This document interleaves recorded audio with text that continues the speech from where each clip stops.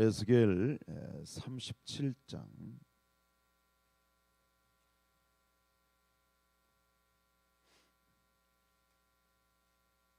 1절부터 7절까지.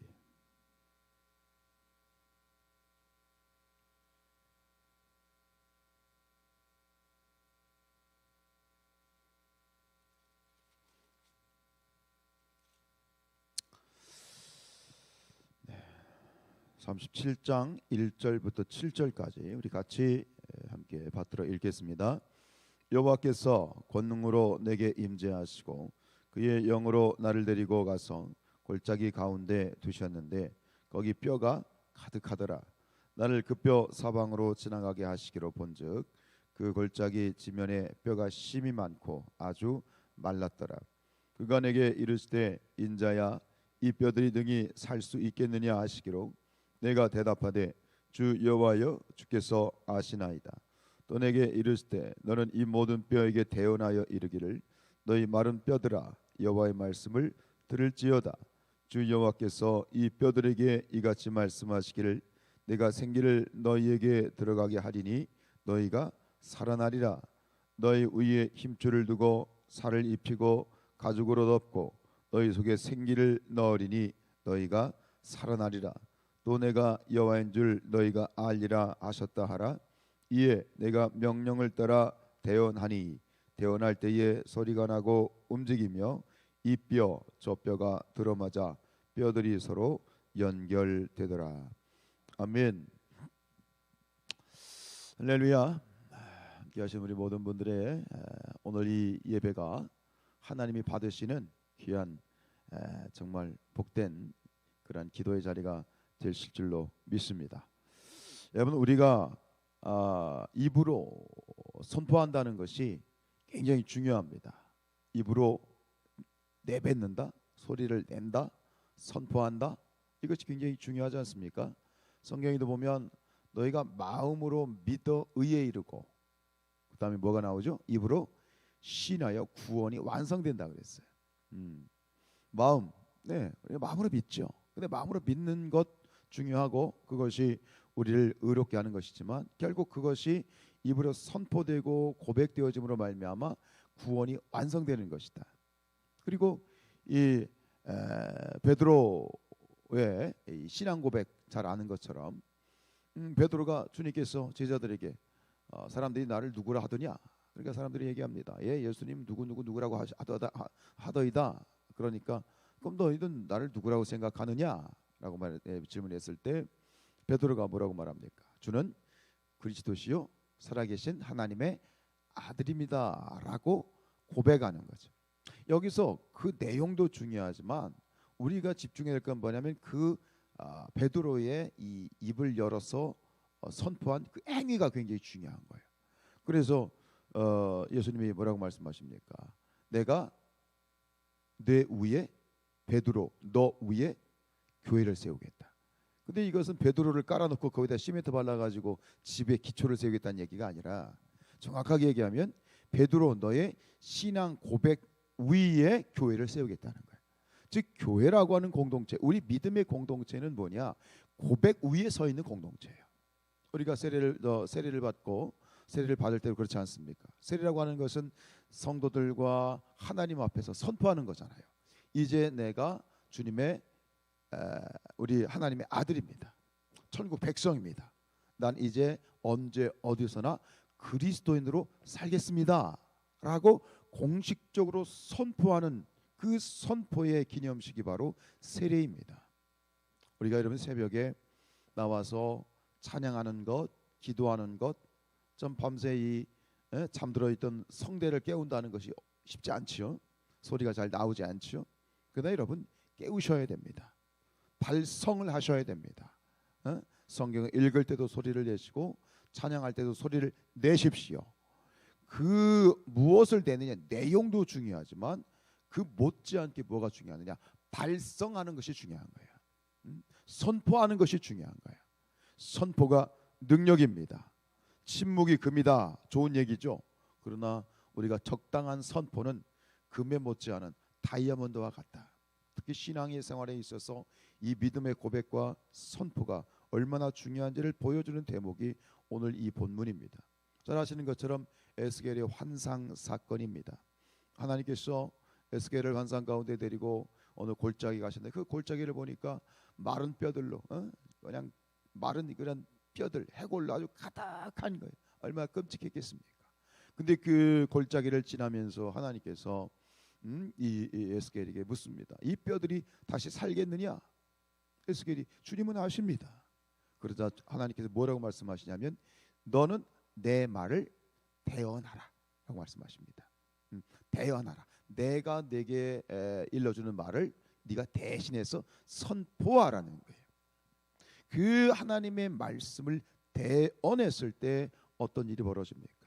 갑자기 그 뼈들이 싹 움직이더니 골격을 이루고 거기에 살이 붙고 근육이 붙고 가죽이 붙고 또 이번에는 생기가 없는 거예요.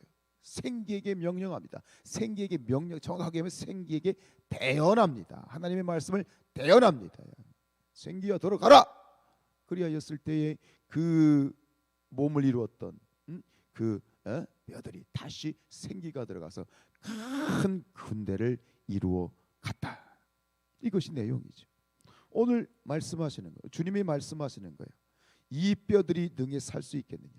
이 뼈들이라고 하는 것은 그 마른 뼈들은 무엇을 상징하냐면 이 이스라엘 백성들의 절망을 의미하는 겁니다. 죽어 있고 영적으로 죽어 있는 절망 상태 가운데 있는 그 이스라엘을 상징하는 것이 마른 뼈들입니다. 이 뼈들이 살겠느냐? 여러분 이 땅이 살겠습니까? 이 땅이 살 수 있습니까? 이 정림동이 회복될 것입니까? 이 땅이 하나님께 돌아올 것입니까? 네. 어떻게 할 때? 선포할 때. 이 에스겔의 선포는 무엇입니까? 이것은 바로 우리의 선포하는 기도입니다. 우리가 말씀을 의지하여 밤새 베드로가 나가서 고기를 잡았는데 제자들이 고기를 잡았는데 완전히 아무것도 없이 빈손으로 왔어. 근데 예수님께 제자들에게 말씀하시죠. 가서 저기다 그물을 던져라. 그때 베드로가 뭐라고 얘기합니까? 우리가 밤새 고생하였으나 빈손이지만 주님의 말씀을 의지하여 내가 그물을 던지겠다.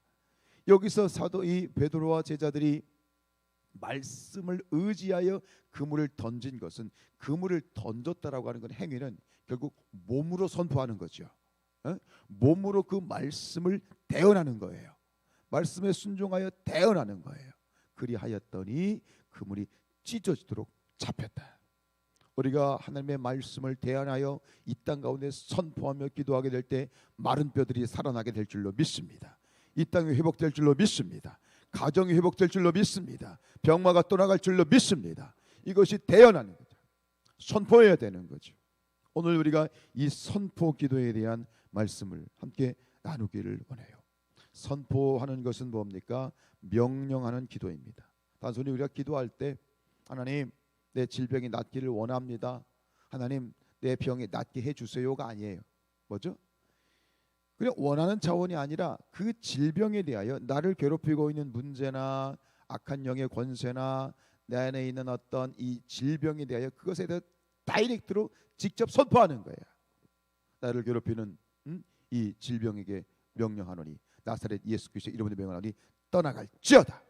직접 선포하는 거죠. 우리가 이런 기도를 할 수 있어야 돼요. 이런 기도를 해보지 않은 분들은 이게 쭈뼛쭈뼛하고 잘 되지 않아요. 다이렉트로 선포해 버리는 거예요. 악한 마귀 사탄의 권세는 예수 그리스도의 이름으로 명령하노니 떠나갈지어다. 여러분 이 명령이라고 하는 우리가 어떻게 명령할 수 있습니까? 목사님 제가 뭔데요? 저는 믿음이 없어요. 저는 약해요. 어떻게 그렇게 선포할 수 있어요? 쭈뼛쭈뼛하지 마세요.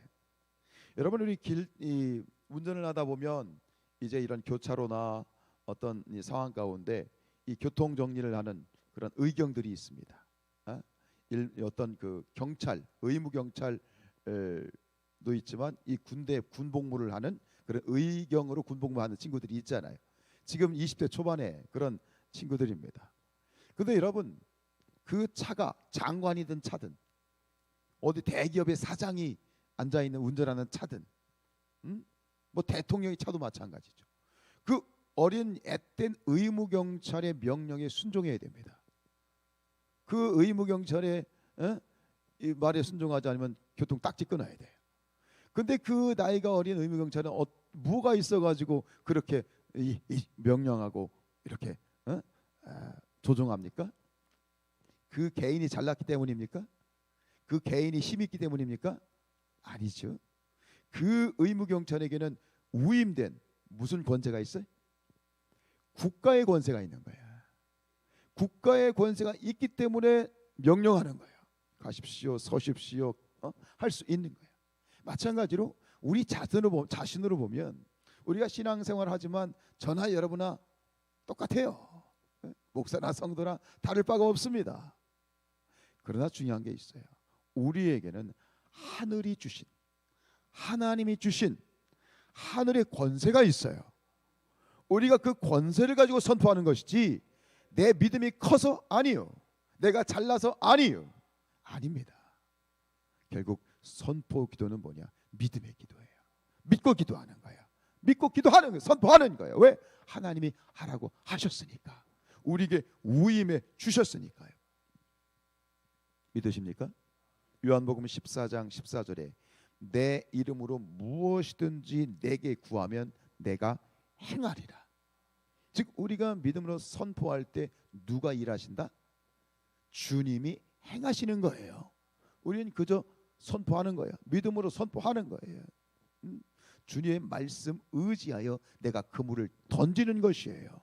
그때 능력이 나타나는 것이다. 우리가 또 앞에서 잘하는 말씀이 있잖아요. 이 대표적인 예수님의 이 언약이 성취된 것이 사도행전 3장 잘하는 말씀. 베드로와 요한이 성전으로 기도하러 올라갈 때에 그 성전 문 앞에 앉은 뱅이가 있었어요. 한 푼 줍시오. 구걸합니다. 그때 베드로가 내게 은과 금은 없어, 돈은 없어, 그러나 내게 있는 것으로 내게 주노니 나사렛 예수 그리스도의 이름으로 일어나 걸어라. 그렇죠. 은과 금은 없어. 내 능력이 아니야. 내가 가진 것이 아니야. 하나님이 예수 그리스도의 그 크신 이름의 능력을 우리는 가졌단 말이에요. 우리는 충분히 선포할 수 있어요. 선포할 수 있는 자격을 가졌어요. 그러면 이 특권을 누려야죠. 누려야죠. 그리고 또 어떤 일이 있습니까? 야고보서 4장 7절 말씀에 그런즉 너희는 하나님께 복종할지어다. 마귀를 대적하라. 그리하면 너희를 피하리라. 우리가 선포할 때 마귀가 떠나갑니다. 우리가 선포할 때 마귀가 떠나갑니다. 이런 권세입니다.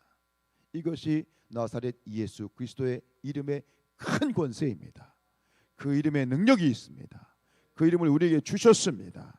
담대하게 선포하십시오. 그저 뭐 치유해 주십시오, 뭐 해주십시오 하기를 원합니다가 아니라 직접적으로 선포할 수 있기를 원합니다. 여러분, 선포해야 능력이 나타나는 거예요. 우리가 선포할 때 이 에스겔의 환상 속에서 믿음으로 태어나여서 선포하게 될 때 결국은 에스겔은 선포한 것뿐이고 결국 그것을 하신 분은 하나님이시다. 하나님이 하시는 것이다라고 하는 것입니다. 예수님께서 나사로를 향하여 나사로야 너 나왔으면 좋겠다. 나와 뭐 이런 거 아니잖아요. 나사로야 나왔으면 좋겠다. 나오기를 원합니다가 아니라 나사로야 나오너라 그랬잖아요. 나오라 명령하는 거죠.